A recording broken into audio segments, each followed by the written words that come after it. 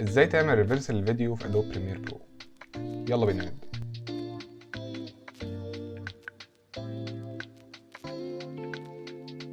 طيب زي ما احنا متعودين هنعمل امبورت الميديا اللي احنا هنستخدمها. هنضغط دبل كليك هنا،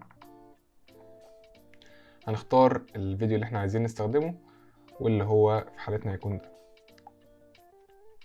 هنعمله دراج اند دروب ونحطه في التايم لاين. هيظهر زي ما انتم شايفين هنا، والفيديو بسيط عبارة عن ازازة بتتكسر. تمام، النهارده بقى هنشوف ازاي نعمل ريفرس للفيديو ده. اول حاجة نعملها هنقوم جايين هنا في الحتة اللي فوق الفيديو بالظبط، هنقوم جايين مكبرينها. تمام، بحيث يكون الفيديو واضح كده. كبروها اكبر حاجة ممكنة.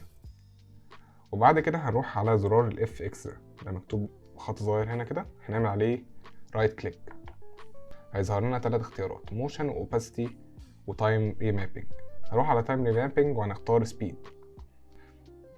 بعد ما نختار سبيد هنلاقي فيه خط ظهر هنا كده في نص الفيديو. اول حاجة هنشوف الفيديو الحتة اللي احنا عايزين عندها نعمل ريفرس. يعني مثلا في حالة الفيديو ده احنا هنشغل كده، هنلاقي مثلا ان احنا عايزين نوقف الفيديو هنا كده.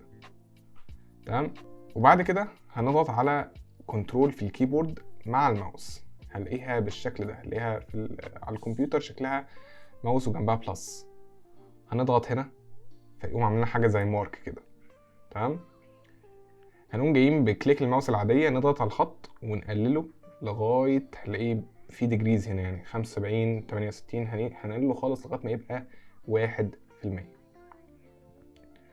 تمام، وبعد كده احنا خلاص احنا هنوقف الفيديو لغايه هنا. فهنبتدي من الاول خالص. يعني شايفين الكليك ده، شايفين الحته اللي احنا عملنا فيها المارك دي، هنضغط عليها ونعملها دراج اند دروب ونوديها لغايه اول الفيديو خالص بالشكل ده كده. هنلاقي الحته دي وسعت شويه، هنقوم مرجعينها لغايه الحته اللي احنا عايزين نعمل عندها ريفرس، اللي هي دي كده. وبعدين هنقوم بقيه الفيديو مش محتاجينه، هنضغط كنترول وكي او نستخدم الريزر تول هنا، نضغط كنترول وكي عادي، نقوم جايين مسحين الباقي. دلوقتي هتلاقي عندنا الفيديو اول جزء خالص هنلاقيه بالشكل ده. تمام، دلوقتي بقى احنا عايزين نعمل الفيديو ده كوبي ونحطه جنبه ونعمله ريفرس، فيبقى كانه اتكسر وبعد كده رجع تاني.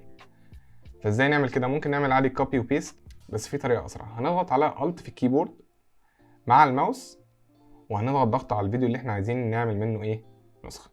تمام، هنتنى ضاغطين على الالت في الكيبورد ونعمل دراج اند دروب ونشده الناحيه التانيه، وبس كده هنلاقي الفيديو اتنسخ. طبعا لو احنا معانا صوت للفيديو احنا محتاجينه او صوت مهم، كنا نعمل سيلكت كله ونعمل نفس الكلام الت ونشد جنبه. بس احنا هنا مش محتاجين الاوديو، فممكن نمسح الاوديو. طبعا هنا هما الاثنين مربوطين ببعض، ممكن نعمل رايت كليك نعمل لهم ان لينك، نختار الاوديو ونضغط ديليت على الكيبورد. كده الفيديو هيبقى بالشكل ده، هيبقوا النسختين ورا بعض، يعني شغالين ورا بعض. فاحنا دلوقتي هنحتاج نعكس الفيديو التاني. نعملها ازاي؟ هنعمل سيلكت الفيديو التاني، نضغط رايت كليك، نروح على سبيد اند ديوريشن ونضغط على ريفرس سبيد. كده لما نيجي نشغل من اول هنا كده هنلاقي الازاز بيتكسر وبعد كده بالتدريج بيرجع تاني. بس ستيل برضو الجودة بتاعت الفيديو مش حلوة، او تحس ان هو بيعلق شوية. فعشان نحل المشكلة دي انهم سيلكت هما الاثنين، نضغط رايت كليك ونروح برضو على سبيد اند ديوريشن.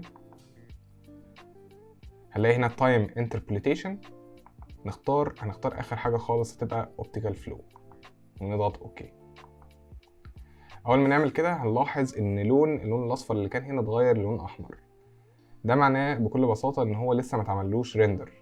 فعشان نعمل له ريندر هنعمل سيلكت، واحنا اصلا عاملين سيلكت دلوقتي، وهنضغط انتر على الكيبورد. طبعا انت على حسب الجهاز بتاعك الوقت اللي هياخده بيختلف من كمبيوتر للتاني يعني. كده خلاص خلص اهو. هنلاقي اللون الاحمر اتحول للون اخضر، ده معناه ان الفيديو خلاص اتعمل عليه الاوبتيكال فلو. نيجي نشغله هنلاقيه احسن بكتير جدا.